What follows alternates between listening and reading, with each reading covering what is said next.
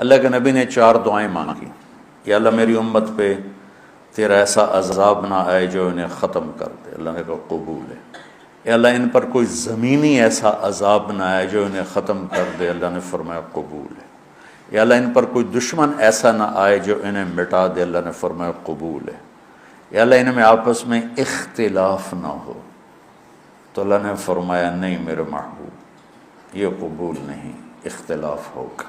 یہ پیپر ہو رہا ہے، امتحان ہے، امتحان میں ہم دیکھیں گے کون حدود پہ قائم رہتا ہے، کون حدود کو پار کرتا ہے۔ تو اختلاف اس کائنات کی لازمی چیز ہے، مذہب کے نام پر بھی ہوگا، سیاست کے نام پر بھی ہوگا، اور چھوٹی چھوٹی باتوں پر ہوگا، اور صحیح نیت کے ساتھ بھی ہوگا اور فساد کی نیت کے ساتھ بھی ہوگا۔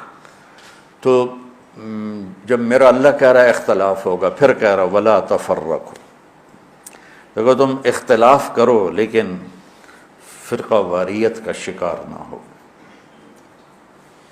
مسلمان بن کے چلو، اللہ کے واسطے فرقہ واریت کی لعنت سے نکلو نکلو نکلو، یہ ختم نہیں ہو سکتے۔ ہاں ہم جڑ کے چلیں، اپنے اپنے مسالک پر چلتے ہوئے ایک دوسرے کو عزت دیں، احترام دیں۔ امت پہلے ٹوٹی پڑی ہے، دین کا کام کرنا ہے تو وہ کرنا جو تبلیغ والے کر رہے ہیں، کہ سب کو جوڑ رہے ہیں، سب کو محبت کا پیغام دے رہے ہیں۔ اگر منفی کام کرنا ہے تو گھر بیٹھ جانا، یا ہم سے تعلق توڑ دینا، ہماری نسبت ہمیں واپس کر دینا، پھر جو تمہاری جی میں آئے کرتے رہنا۔